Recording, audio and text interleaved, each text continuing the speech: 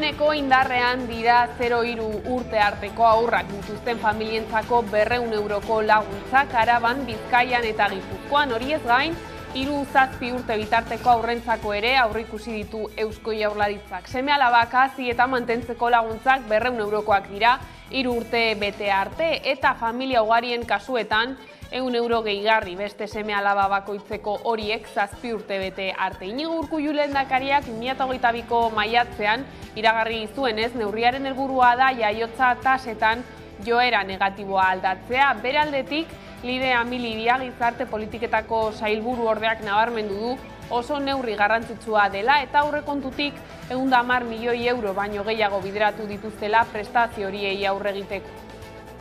Laguntza hau hilero jasoko da eta erronka demografikoako estrategia barruan egiten dugun apostu sendo bada. Esan behar da baita ere, eskaerak martxoaren batetik aurrera eskatu ahal izango direla eta atzera eragina dutela gainera. Gabon, martxoaren 3 elkarteak memoriagunea sortzeko erakundek emandako pausoa ospatu du. Hain zuzen ere, elkarteak oniritzia eman dio erakundek urtarrilaren 26an bidalitako azken proposamenari eta memoria gara plataformak bat egin du erabakiarekin. Hala, aste honetan Jaurlaritzak eta Arabako Foru Aldundiak parte hartzea onartu dute eta estatutuak sinatu dituzte. Gobernuaren kontseiluak argi berdea dio, Arabako Foru Aldundiak martxoak 3 memoriagunea fundazioa izan parte hartzeari. Eta fundazio horren estatutu arautzailea onartu ditu. Erakundeok fundazio honen estatutuak onartuta eta 3 erakundeen parte hartzea berretzita uste dugu pausu erabakigarria ematen dela, fundazioa bera sor dadin, eta horrela beteko dela gasteiztar asko eta askoren nahia 1976an izan zeran gertakari eta malgarri haien inguruko aitortza eta memoria egiten. Eusko Jaurlaritzak jakinarazi duenez gaur goizean preso bat hilda aurkitu dute Martuteneko espetxean. Zehazki, erizaindegian zegoen presoa mina zuenez hango ziega batean hartatzen ari zitzaizkiolako. Espetxeko zaintzaileak ziegak irekitzera joan direnean aurkitu dute hilik 57 urte zituen eta behin-behinean zegoen preso. Zabaiako espetxean bestalde preso zegoen 22 urteko gizonezko bat hilda bingen zupiria Eusko Jaurlaritzako bozeramaileak jakinarazi duenez. Jaurlaritzaren arabera, gaztea hilda aurkitu zuten kartzelako funtzionarioek medikuei abisua eman dieten arren ezin izan dute ezer egin. Gizonezkoa 2020ko irailetik zegoen preso eta ez zegoen suizidioaren prebentziorako programan. Hildako pertsona hau ez zegoen suizidioak prebenitzeko protokoloaren barruan, ez zelako erabaki hori aktibatuko zuen daturik edo zantzurik aurkitu. Guardiako epaitegiak ere egin beharreko pauso guztiak eta auzipean geratu da beraz. Eta espetxeak bere aldetik ikerketa justizia zuzendaritzak informazio espedientia zabalduko du, gertakariak zehazteko eta aztertzeko. Bere aldetik elak kritikatu du lab normaltasunez osalanera eta Nafarroako institutura bueltatzea. Hori dela eta elak bakarrik egingo ditu mobilizazioak. Bien bitartean, labek ohar bitartez azaldu du harrigarria dela elaren argudioa eta gogoratu du 2018 arte Nafarroako Osasun Publikoaren institutuan parte hartzen zuela. Orain arte mobilizazioak elkarrekin egin ditugu. Hori da, orain arte indarrean genuen protokoloak zeukan balio handiena. Eta baita ere, protokoloaz gain, instituzio egin behar genizkien aldarrikapenak elkarrekin egiten genituen. Eta elkarrekin egiten genituen kalean, manifestazioetan. Behatzen genuelako, organo horietan etzegoela borondaterik langileen aldeko interesak defendatzeko. Eta gure egiteko nagusi da zala, kalean mobilizazioen bitartez, protesten bitartez, organo horietan hartzen diren erabakiak baldintzatzea. Gipuzkoako metalgintzako lan hitzarmena negoziatzeko 3. bilera izan dute. Hurrengo batzarra martxoaren 15ean izango dute. Negoziazio mahaia adegi patronalak eta ELA-LAB Comisiones Obreras eta UGT sindikatuek osatzen dute. Sindikatuek adegiri exigitu diote proposamen zehatza aurkez dezala Gipuzkoako metalgintzako hurrengo bileran. Patronalak berriz ere ez du ezer ekarri bilerara, hortaz uste dugu patronalen negoziazioa luzatu nahi duela, arindu beharrean. Jarri ditu mai gainen ez eduki zehatzak, zehaztasunik ez du eman, baina akordioa osau halko luketen nolabaiteko planteamentu horiei jarri dizkie mugak. Ikusten dugu aurrea pausok etorri partez, etorri zezkigun bakarra izan dielatzea pausok eta mugak. Enpresak KPI-an portzentajea produktuen azken presion deribatzen badabiltzala, beraz esango dugu enpresan egoera ona da. Eta kulturan Korterraza, Gasteizko eta Arabako Aire Zabaleko film laburren festivalak lanak aurkezteko epea ireki du. Otsailaren 27tik maiatzaren 18ra filmak aurkeztu dezakete interesatuek. Jaialdiak 8.000 euro inguru banatuko ditu sarietan.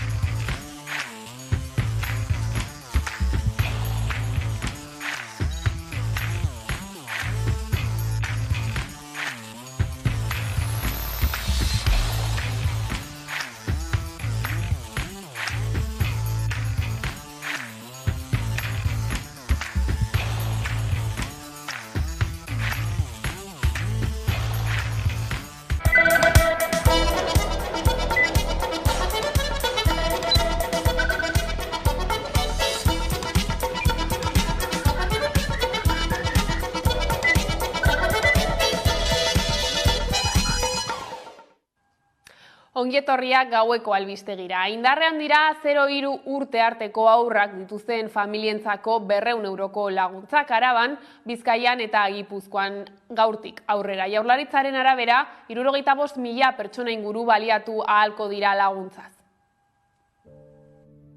Indarrean dira 0-3 urte arteko haurrak dituzten familientzako 200 euroko laguntzak Araban, Bizkaian eta Gipuzkoan. Laguntza hau hilero jasoko da eta erronka demografikoako estrategia barruan egiten dugun apostu sendo bada. Baina nork eska ditzake laguntzak? 3 urte arteko haurrak dituzten familiek eska ditzakete eta hilero 200 euroko diru laguntzak emango die Jaurlaritzak seme-alaba bakoitzeko. Eta familia-ugariek 3. seme-alaba edo ondorengo bakoitzagatik horiek 7 urte bete arte, hilean 100 euroko gehigarria jasoko dute. Alabak edo semeak 133ko edo hortik gorako desgaitasuna edo mendekotasun egoera aitortu badu, aurreikustako laguntzak bikoiztu egingo dira. Martxoaren 1ean ireki dira laguntzak eskatzeko epea eta 2023ko urtarrilaren 31 arte egongo da zabalik.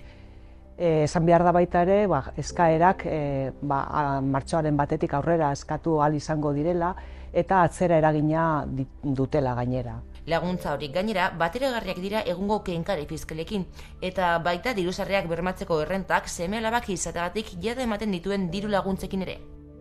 Bestalde, erritze anizkoitza duten eta adopzio anizkoitza duten familiek aparteko diru laguntza jasoko dute hilerokoaz gain. Gaur sartu da indarrean turismorako etxebizitzak mugatzea helburu duen Euskal Hirigune Elkargoko konpentsazio legea. Hemendik aurrera bizitegi bat turismorako erabili nahi duen jabeak bestelako lokal bat bizitegi bilakatuz konpentsatu beharko du, bestela ez du etxebizitzaren erabilera aldatzeko baimena eskuratuko. Etxebizitzaren arazoei aurre egiteko konpentsazioaz harago joan behar dela uste du EH Baik. 4 proposamen mahai gaineratu ditu.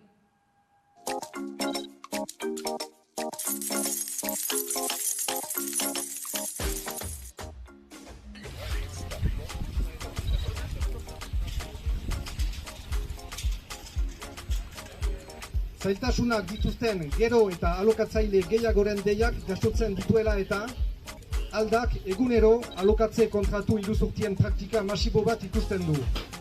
Hiri elkargoak partikularrentzat eman dituen arauak pertsona moralei zabaldu behar dituela eta galdekiteko konpentsazio neurria plantan ezartzea eta konpentsazio gogor bat, zinez zaila eginen duena betetzeko.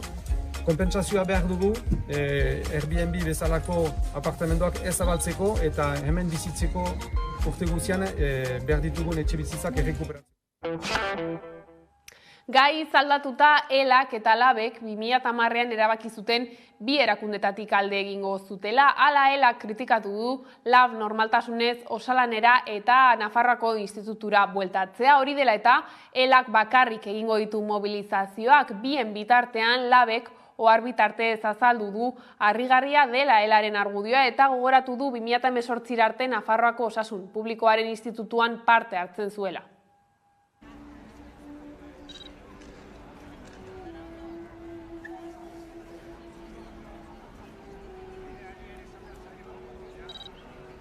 Orain arte mobilizazioak elkarrekin egin ditugu.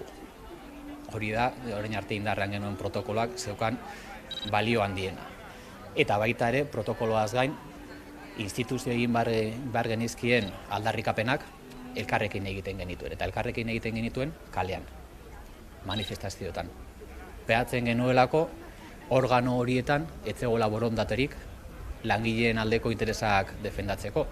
Eta gure egiteko nagusia zala, kalean mobilizazioen bitartez, protesten bitartez, organo horietan hartzen diren erabakiak baldintzatzea. Behatzen dugulako, gaskoz gehiago baldintzatzen dela, kalean langileekin, organo horietan, mahai baten inguruan eserita baino. Eta hori da bertan bera geratuko dena, eta hemendik aurrera, ELAK bere aldetik eta LABek ikusiko guztelan, baina erantzunak alde bakarrez hartu beharko ditugu. Eta organoetara bueltatzeak, ondorio praktiko argi badu, eta orokorrean ELA eta LABen arteko elkarlana zaildu egiten dela eta Comisiones Obreras eta UGT-rekin izan dezaketena erraztu.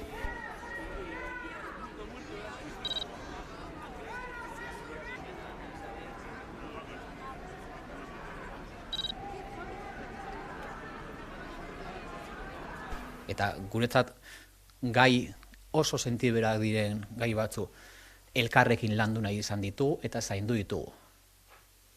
Eta hau ere galtzeak asko zailtzen du etorkizunean elkarlanean aritu ahal izatea.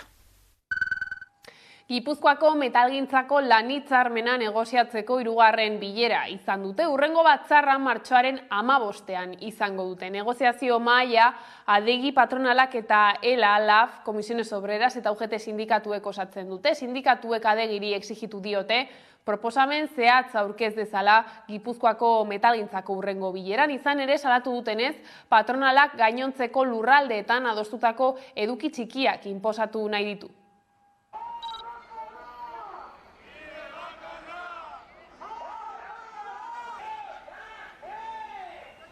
Patronalak berriz ere ez du ezer ekarri bilerara, hortaz uste dugu patronalen negoziazioa luzatu nahi duela, arindu beharrean.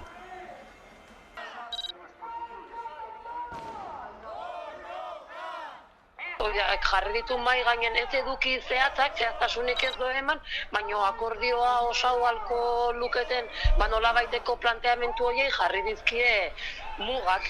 Ikusten dugu aurrea pausok etorri partez, etorri zezkigun bakarra izan dielatzea pausok eta mugak. Enpresak KPI-an portzentajea produktuen azken presion deribatzen badabiltzala, beraz esango dugu enpresan egoera ona da.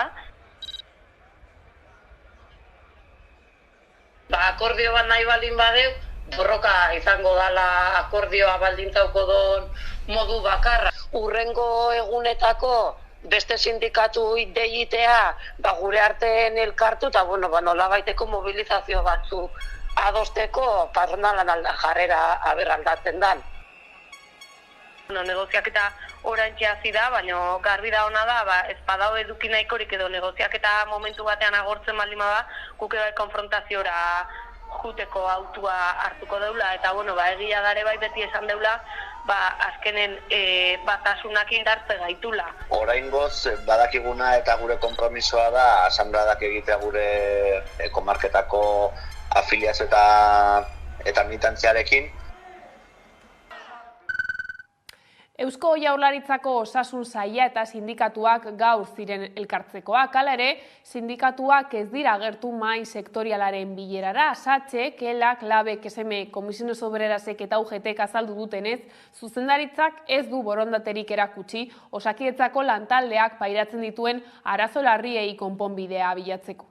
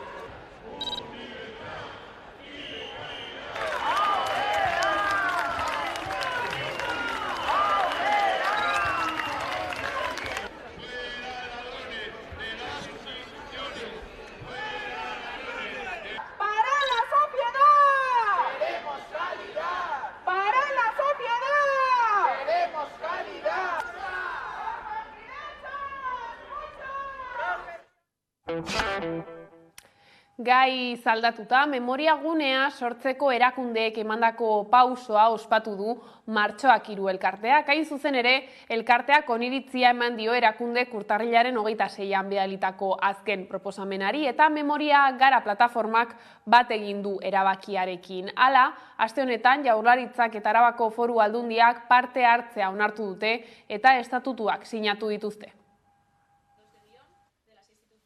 Martxoak 3 elkarteak oniritzia eman zion erakundeek urtarrilaren 26an bidalitako azken proposamenari eta horrekin hitzitzat jo du memoriagunearen oinarriak ezartzeko abiatutako negoziazio prozesua. Erakundeek patronatuan parte hartzea onartu dute eta estatutuak sinatu dituzte. Horrela, prozesuak hainbat hilabete geldirik egon ondoren aurrera egin du.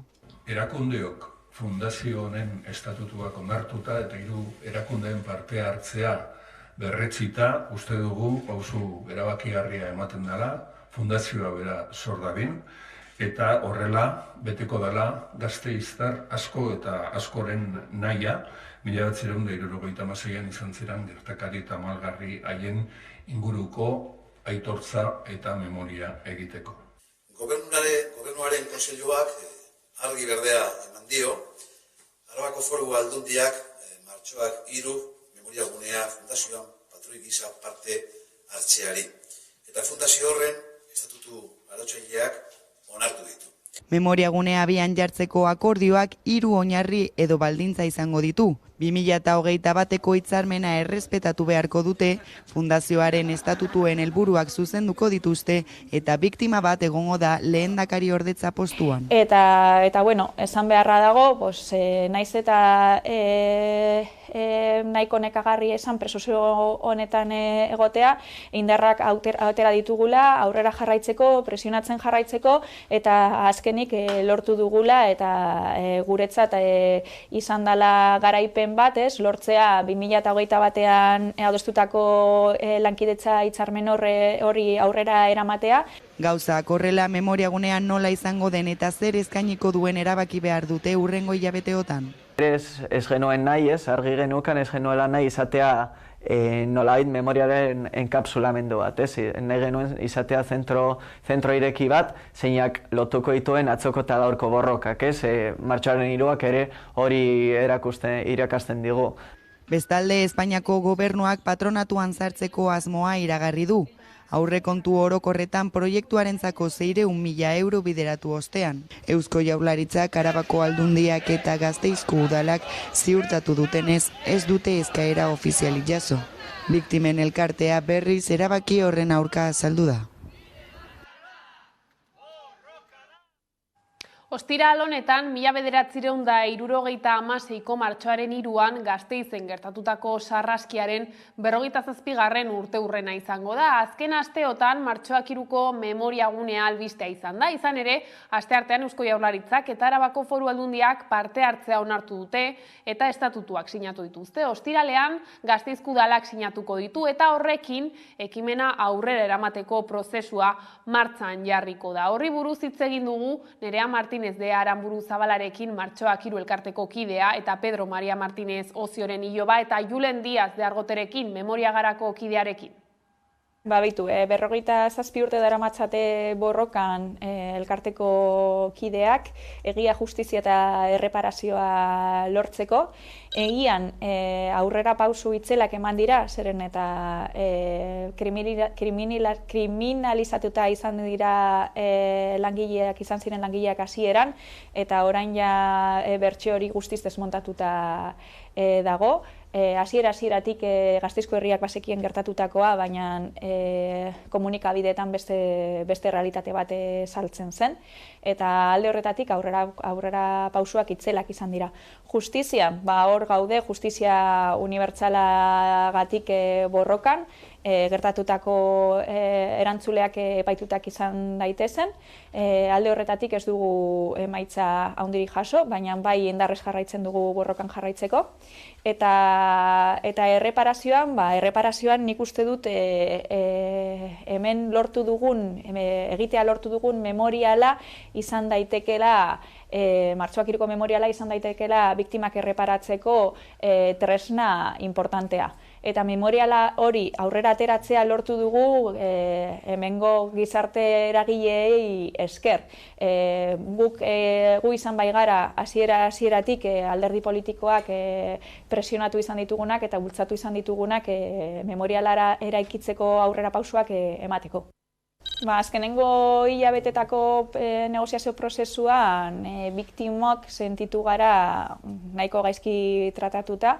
Azkenean, instituzioen azken orduko gidoi aldaketak, adostutako dokumentoetan egin dituzten aldaketak, horiek sortzu ditute mesfidantza eta azkenean sentsazio txar bat guregan. Eta, bueno, esan beharra dago, naiz eta nahiko nekagarri esan prozesio honetan egotea, indarrak atera ditugula, aurrera jarraitzeko, presionatzen jarraitzeko, eta azkenik lortu dugula, eta guretzat izan dela garaipen bat, lortzea 2021 batean adostutako lankidetza hitzarmen hori aurrera eramatea, zeinetan bermatzen den, bai martxoak 3ko eta bai memoriagararen partaidatzea eta erabakitzeko ahalmena memorialaren diseinuaren prozesuan, eta lortu dugu bebai estatutuen 3. artikulua aldatzea, barne hartzeko 1976tik exigitzen daramatzagun printzipioak, egia, justizia, erreparazioa eta ez errepikatzeko bermeak, eta baita ere memorialaren helburuetan guk ezinbestekoa dela uste dugun izaera bizi hori ere kontemplatzea. Ez izatea leku estatiko bat, esposaketa estatiko bat, baizik eta izatea dinamikoa eta lotura izatea lehengo borrokak gaur egungo borrokekin. Eta 3. eskaera elkartearen partetik izan zen ohorezko lehendakaritza bat izatea patronatuan martxoak 3ko biktima batentzat, bai hitza izango zuena, baina ez bozka, baina horri ezetz esan ziguten erakundetatik, ez dugu ulertu oraindik zergaitik, zeren azkenean simbolikoa zen ohorezko lehendakaritza hori, baina horren ordez eskaini ziguten lehendakaritza orde bat,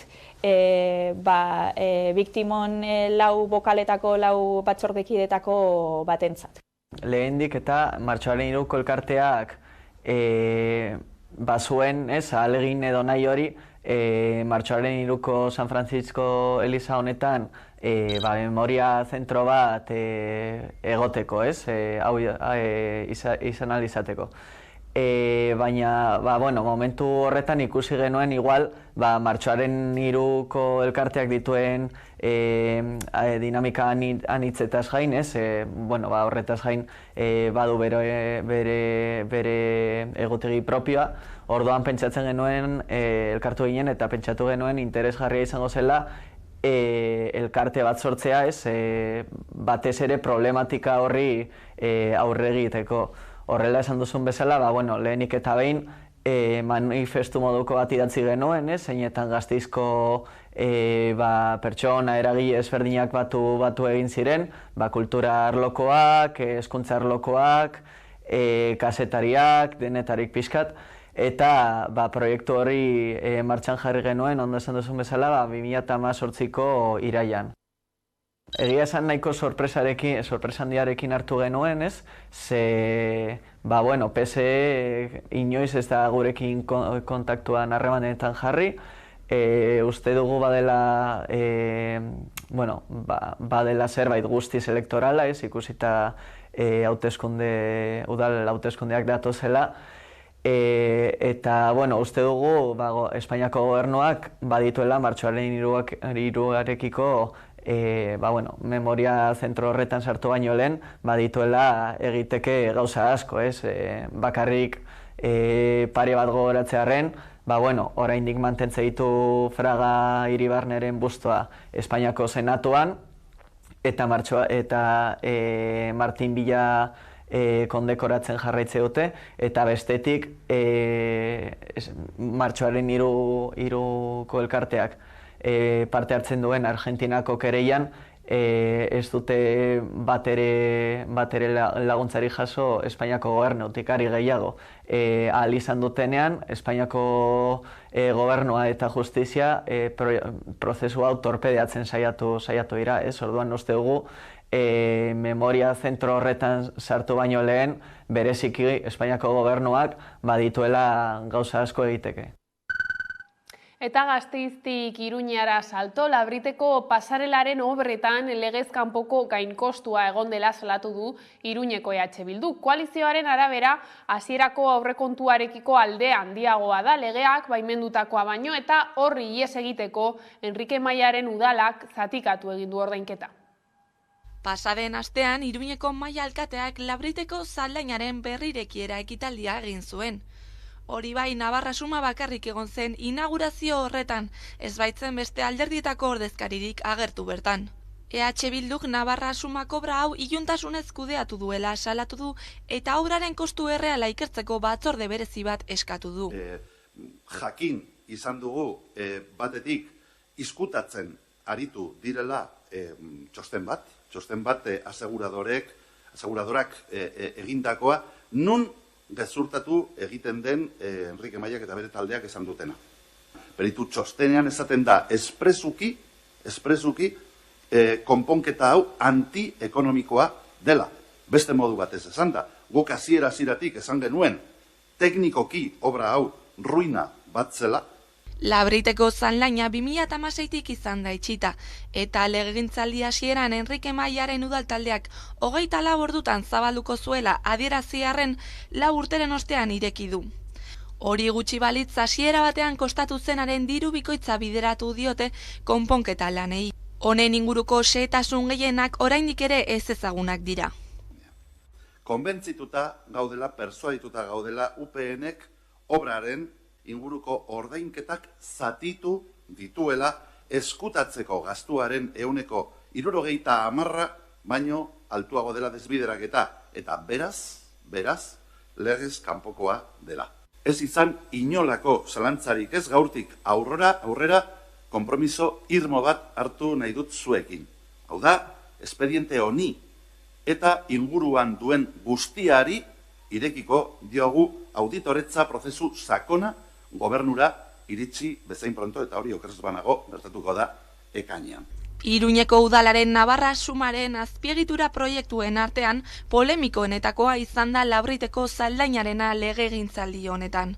Honen atzean dauden itzalak eta zalantzak argitzeko bidea hartu du EH Bilduk eta denborak arrazoia emango diela uste dute. Nafarroatik mugitu gabe, gobernuak ezarritako murrizketen ondorioz, LGTBI+ komunitateari ematen zaion arreta zerbitzua mugatu beharko dela salatu dute ehunka hiritarrek pasaden larunbatean Iruñean aurrera eraman den manifestazioan.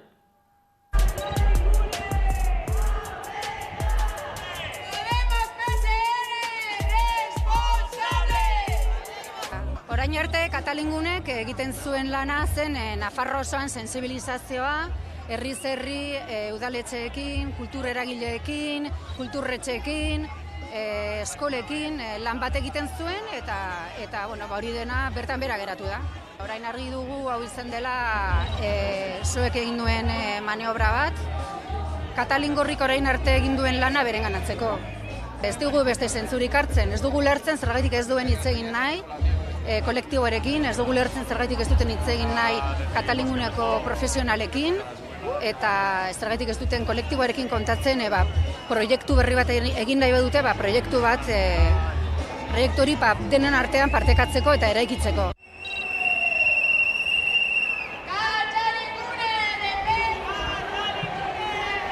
Orduan, baia kaleratuak izan gera 3 lankide eta beste 4 lankideak ari dira momentu honetan antolatzen.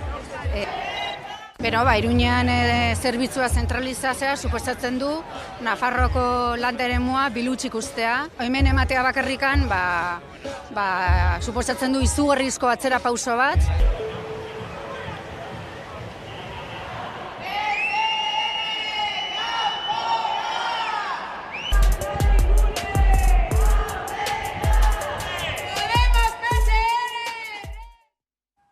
€53.000 murrizketa, 3 langileren kaleratzea, zerbitzuaren zentralizazioa Iruñean eta proiektu berri baten falta, horiek dira Katalingorri elkarteak salatu dituen murrizketa nagusiak. Horren inguruan hitz egiteko Arraitz Kotx, Elizegi Katalingorriko kidea daukagu pantailaren bestaldean. Gabon.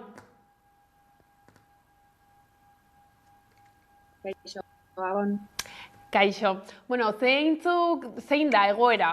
Elkartearen egoera gaur egun? Momentu honetan, Katalingune zerbitzua, Katalingorriari da. Orainako enkargo bat zerbitzua aurreko. Beraren zain, Katalingorriari da sostengatzen zerbitzua. Diru murrizketa, langileen kaleratzea, nolako eragina izango du horrek ematen duzuen zerbitzuan? Eragina da, dagoeneko oso kaltegarria da. Arraitz ematen du momentu honetan arazoak izaten ditugula, beraz aurrera jarraituko dugu albistegiarekin. Izan ere, zaintza eredua eraldatu dena aldatzeko, hori aldarrikatu du Euskal Herriko mugimendu feministak heldu den martxoaren 8ko mobilizazioetan. Ohi bezala, manifestazioak egingo dituzte Euskal Herriko auzo, herri eta hiriburu gehienetan ikusi.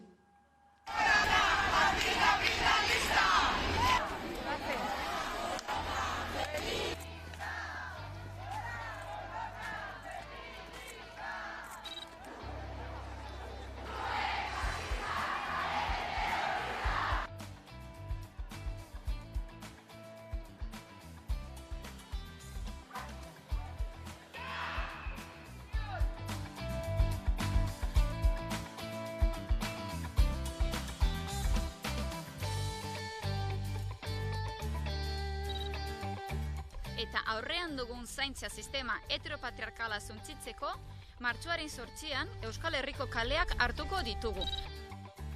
EAJak, PSNek, CNek eta Confebaskek zaintza behar desberdinak merkantilizatzearen, privatizatzearen eta haiekin espekulatzearen ardura dute.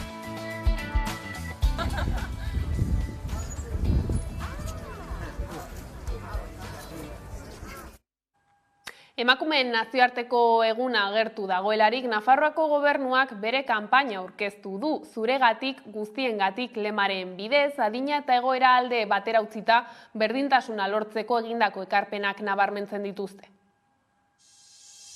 Por ti, construimos una sociedad más justa y democrática. Zuregatik, gizarte justuago eta demokratikoagoa eraikitzen dihardugu. Por ti, incorporamos talento femenino e impulsamos la conciencia en igualdad. Zuregatik, emakumezkoen talentua txertatzen dugu eta berdintasunean kontzientzia sustatzen dugu. Por ti, tendremos un futuro más libre y solidario basado en los cuidados.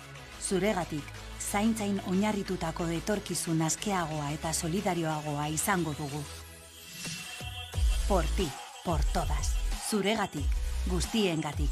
8 de marzo, Día Internacional de las Mujeres. Martxoak 8, emakumeen nazioarteko. Beraldetik, Eusko Jaurlaritzak, Eudelek, 3 hiriburuetako erakundeek eta emakundek elkarrekin aurkeztu dute aurtengo martxoak 8 kanpaina. Elkarrekin lan egin dute aurtengo kanpaina aurrera eramateko. Emakumeak gora lelopean webune bat sortu dute.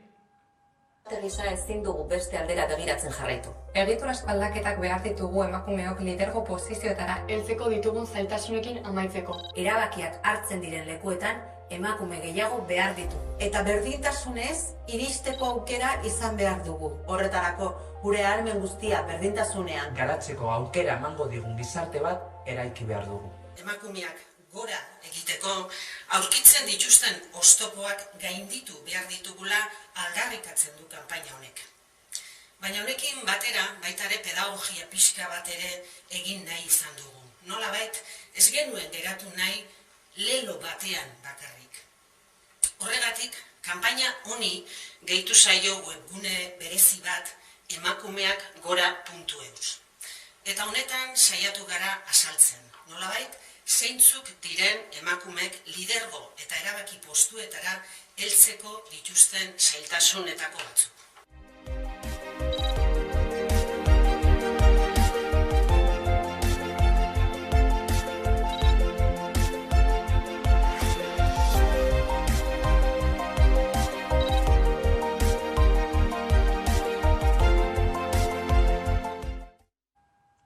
Europar Batasunean ia 57 milioi tona elikagai alferrik galtzen dira urtean. Bruselak neurriak hartu nahi ditu baserritik mahaira estrategiaren barruan. Horrela, kontsumitzaileen artean elikagaiak alferrik galtzea ekidin nahi da eta 2030 baino lehen oraingo zifrak erdira murrizteko helburua dute. Udane Arbeok azalduko digu. Ia 57 milioi tona elikagai alferri galdu ziren Europar Batasunean 2020an, eta kopuru horiei aurre egiteko neurri sorta bat proposatu Bruselak baserritik mahaira estrategiaren barruan. Europako estatistika bulegoaren azken datuek erakusten dutenez, Europar Batasunean ekoizten diren elikagaien 10% inguru bidean galtzen dira, bai banaketan, bai jatetxe zerbitzuetan, bai etxeetan. Europar Batasuneko herritar bakoitzak 127 kilo janari eta edari galdu zituen 2020an. Hau da, 57 milioi tona, galtze hori 130 milioi euro inguru lirateke. Kontsumitu ez ziren 127 kilo horietatik 70 kilo etxean galdu ziren. 23 kilo elikagai eta edarien fabrikazioan, 14 kilo ekoizpen primarioan, 12 kilo jatetxetan eta elikadura zerbitzuetan eta 9 kilo banaketan. Alemanian galdu ziren alferrik elikagai gehien 2020an, 10,9 milioi tona guztira, eta Luxemburgon gutxien, 92.600 tona inguru. Hildo horretan Bruselak neurriak hartu ditu baserritik mahaira estrategiaren barruan. Horrela kontsumitzaien artean elikagaiak alferrik galtzea ekidin nahi da. Eta 2030 baino lehen oraingo zifrak erdira murrizteko helburua dute. Eta elikadura kate osoan zer galera gutxitu. Bestalde ere bada zer hobetu, honako hauek identifikatu dituzte. Erakunde publiko eta pribatuen arteko lankidetza areagotzeko beharra, kontsumitzaien eta enpresen ohiturak aldatzea, produktu galkorretan elikagaien segurtasuna mantentzea eta aldi berean erabilera bakarreko plastiko murriztea, hondakinei aurre egiten zaien bitartean. Gasteizko udalak pertsona gorrentzako interpretazio zerbitzua ezarri du. Sistema Euskadin eskaintzen da lehenengo aldiz Gasteizen eta estatuko lehenengoetako bat da. Gasteizko udalak zein hizkuntzako bideo interpretazio zerbitzuaren proiektu pilotua jarriko du martxan.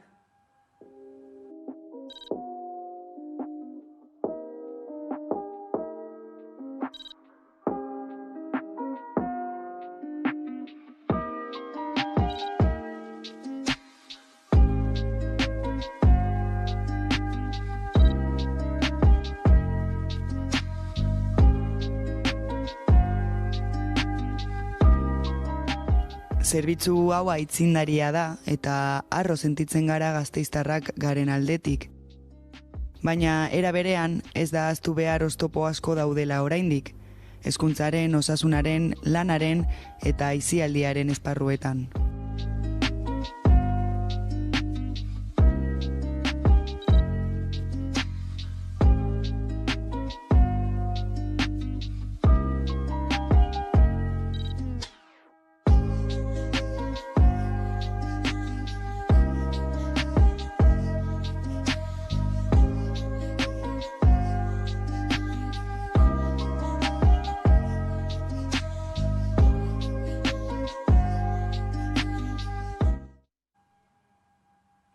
Gaiz aldatuta Zabaiako espetxean preso zegoen 22 urteko gizonezko bat hilda. Bingen Zupiria Eusko Jaurlaritzako bozeramaileak jakinarazi du. Jaurlaritzak espetxen eskumena hartu duenetik Zabaian hilden lehenengo presoa da atzokoa. 2020 urteaz geroztik ez da presorik hil bertan, baina urte hura bereziki latza izan zen espetxean. 6 pertsona hil ziren salaketaren arabera eta elkarteak salatu du kasu horietako batzuk oraindik argitu gabe daudela. Horrez gain, gaur goizean preso bat hilda aurkitu dute Martuteneko espetxean.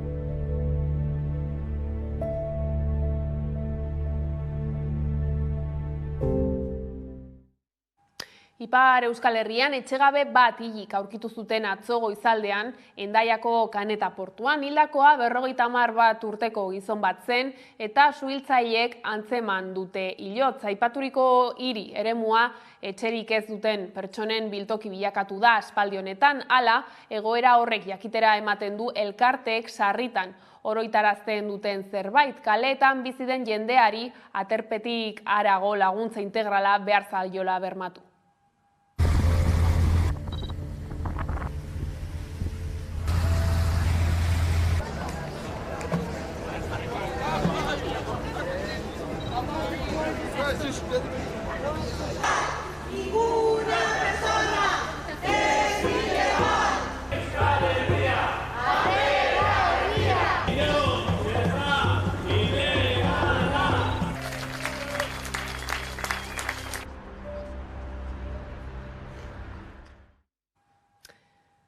Eta Gasteizera bueltan Errekale horreko etxebizitzak bizigarriak direla dio arkitektoen txostena. Kataluniako 2 arkitekto taldeek eraikinen ikuskapen teknikoa egin dute Errekale hor auzoan. Txostenak dioenez, auzoko blokeen egoera orokorra ona da, egokiak dira eta ez dute patologia larririk. Azterlanak auzoko 32 blokeetatik 19 egoera jasotzen du.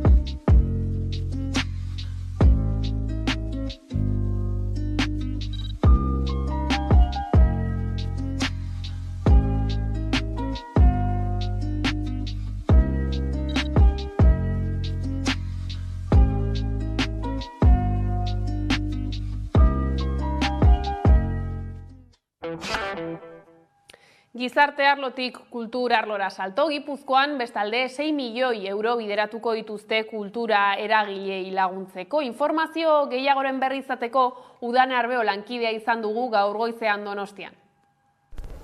Azken 4 urteetan 21 milioi euro inbertitu dituzte Gipuzkoako kulturan, eta hain justu aurten Piztu kultura 2023 planak 6 milioi euroko dirulaguntza eskainiko du. Pandemiaren ostean martxan jarritako dirulaguntzak dira honako hauek, eta kultura sektorean zegoen krisiari aurre egin nahi zitzaion. Momentu honetan lurraldean kultura proiektua garatzeko finantzaketa nagusia bihurtu da, eta aurtengo Piztu kulturak 5 lan lerro jarri ditu azpimarratuta. Lehenengoa kultura egunerako laguntzak lirateke, bigarrenak udal eta museetarako laguntzak, hirugarrena sortzailei zuzendutakoak, eta azkenik ditugu enplegua sustatzeko jarduerak eta proiektu estrategikoak.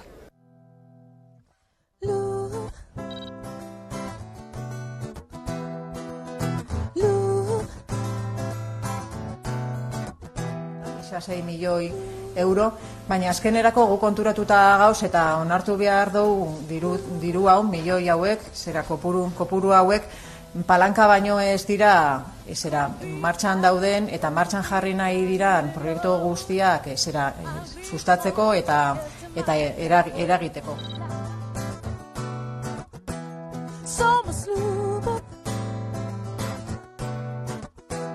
Somos Luba, encantada de conocerte con tu Luba. Vive al ritmo de tus sueños donde estés. Tírate sin miedo, emergerá la red. La causa es del efecto que es amor. Movimiento, somos Luba. Somos Luba. Somos Luba, encantada de conocerte con tu luz.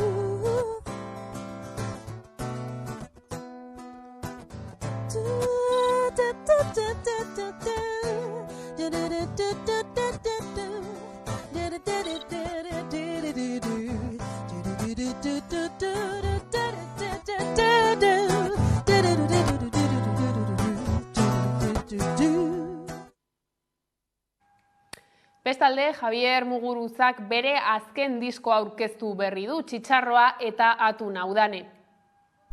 Hementxe eskuartean dut Javier Muguruza artistaren azken diskoa, Txitxarra eta Atuna, jolasez beterik dagoen diskoa da honakoa, eta zoriontasuna dastatu egiteke hemen barnean dauden abestiak entzutean. Metaforak eta onomatopeak topatu daitezke bertako abestietan, eta literaturak, poesiak eta musikak bat egiten dutela esan dezakegu. Leire Bilbao izan da lan berriaren hitzen egilea, eta ondoren Bilbaoren poesiari musika jarri diote. Hitzetatik abiatuta doinua ezarri diote hemen barnean dauden abestiei, eta honakoa izan da azken emaitza, Txitxarra eta Atuna.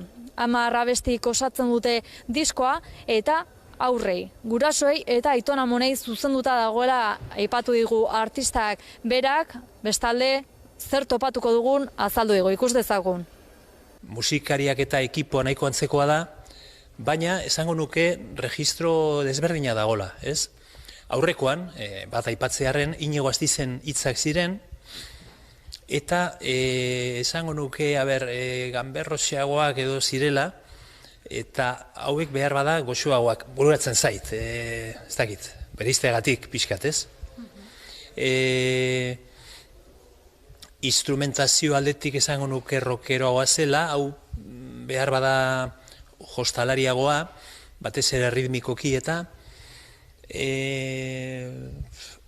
jakina, letregileen zera, firma, sinadura, hor dago, eta horrek markatzen du giro bat. Zinemetan euskararen presentzia urria salatu dute behatokiak eta pantailak euskarazek. Pantailak euskaraz taldeak 2022an Hego Euskal Herriko zinema areto komertzialetan izandako estreinaldi kopurua aztertu du. Ateratako datuen arabera, euskarazko jatorrizko bertsioan euskarara bikoiztuta edo euskarara aspiratzita egin ziren emanaldiak ez dira 100% iritsi. 2022 osoan zehar etzen euskarazko fikziozko film bakar bat ere estreinatu.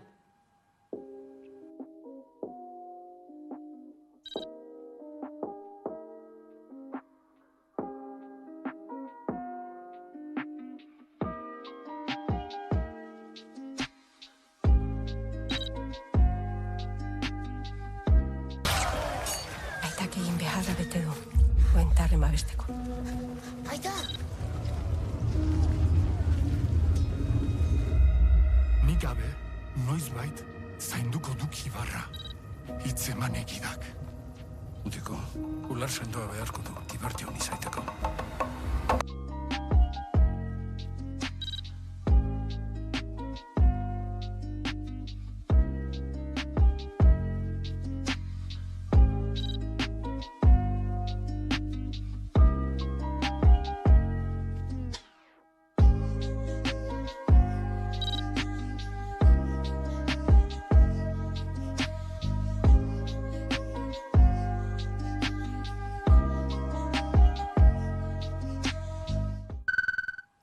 Bilbao BBK Live osatu du 2023ko kartela Pavement taldearen iragarpenarekin. Aurtengo edizioa uztailaren 6, 7 eta 8 izango da Kobetamendin. Pavement 1980ko hamarkadako rock independentearen ikur nagusietako bat da.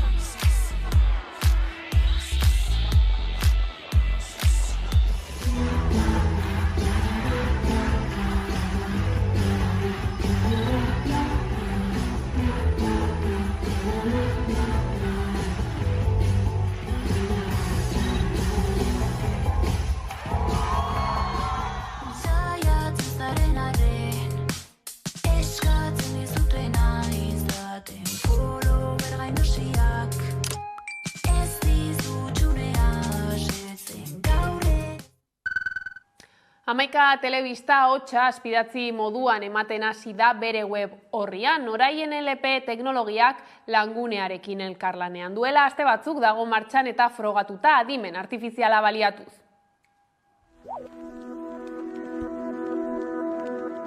Adimen artifiziala oinarri azpidatzi automatikoak eskuragarri jarri ditu hamaika telebistak webgunean. Hamaikan hasi ginenetik bagenun helburu bat eta zan euskaldun berriei altzala eskaini ahal izatea azpitituluen bidez esaten genuena telebistan, ez? Orduan eta urte guzti hauetan hori ez da posible izan, ez genulako baliabiderik eta seguruen teknologia nahikorik. Orain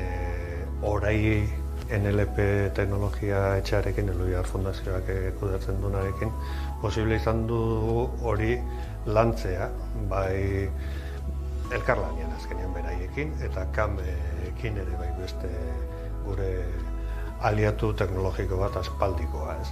Orduan, hiruron artean garatu dugu, esaten dena azpititulo bihurtu izatea. Eta hori, nire ustez, balio gehitu bada hamaika telebistako ikuslentza. NLP teknologiak dira ordenagailuek eta hizkuntza ulertu, tratatu eta sortzeko erabiltzen dian teknologia guztiak, ezta?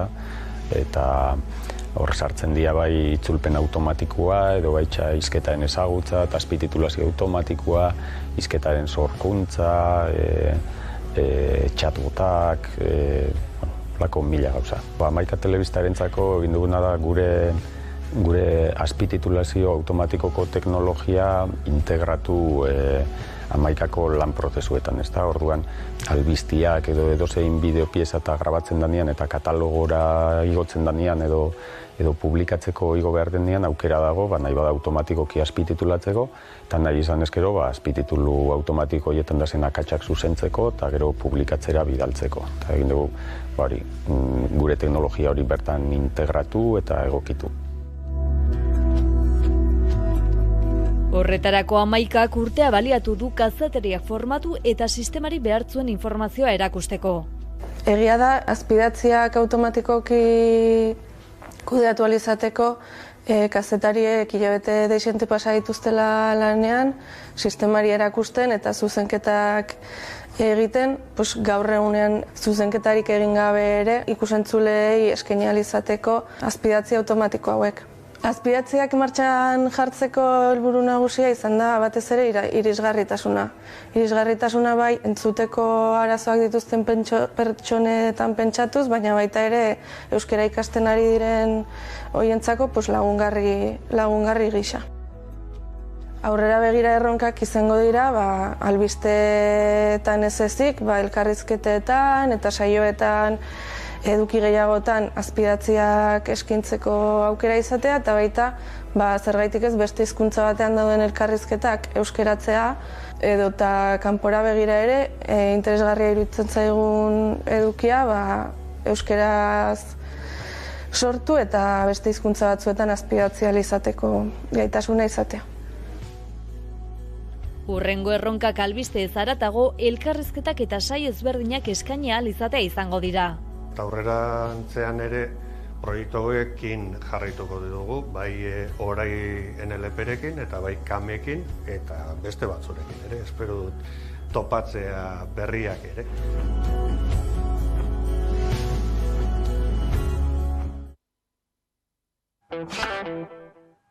Eta kiroletan Donostian igande honetan Lilatoia lasterketa egingo da hirian. Joan den ostiralean aurkeztu zuten udaletxean. Udane Arbeok azalduko digu. Lilatoiaren 33. edizioa ospatuko da igande honetan Donostian inoizko parte hartzerik handiena izango du 5 kilometroko lasterketak, izan ere iazko edizioan 5.000 emakume aritu ziren eta aurten berriz 6.000 emakume izango dira. Goizeko 10:00 ekingo zaio lasterketari bulebarren, baina aurretik zumba beroketa saioa egingo dute eta 11:30 behin lasterketa amaitzean alderdi ederren emango dituzte sariak. Antolatzaileek adierazi dute eta aldeaz gain 250 lagun arituko direla, prestaketa lanetan voluntario gisa. Espainiako kopako finalerdiaren atarian, LKN artistak bi grafiti egin ditu Bilbon eta Iruñean. Tximi Abila eta Iker Muniain agertzen dira bertan, besarkatzen eta elkar musukatzen. Bi taldeen arteko lehiari erreferentzia eginez, honakoa dio Muniainen elastikoak, ezinezko maitasuna. 9:00 ekin diote Osasunak eta Atletikek Espainiako kopako azken txanpari. Gaur joaneko partida dute biek ala biek Sadarren.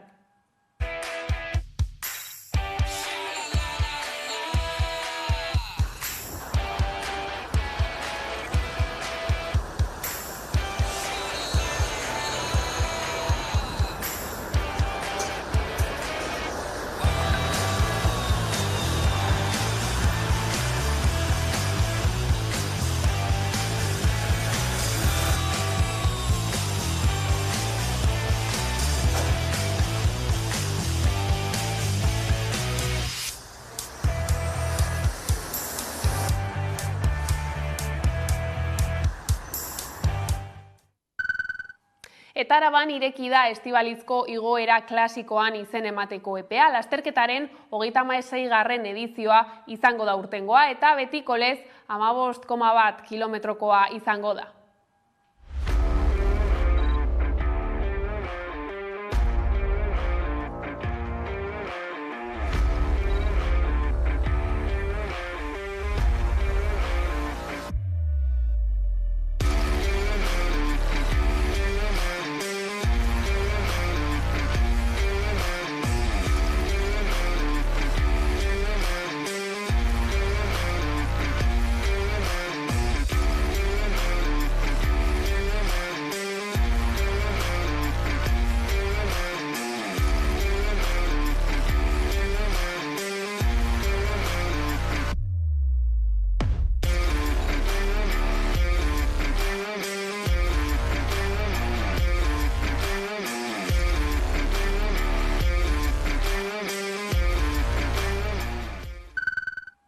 Astelen honetan hasi da Woman Winter Series txapelketa aitzindaria Durangoko Ezkurdi pilotalekuan. Hurrengo astelenean jokatuko da bigarren partida eta martxoaren 13an lehiatuko da final handia.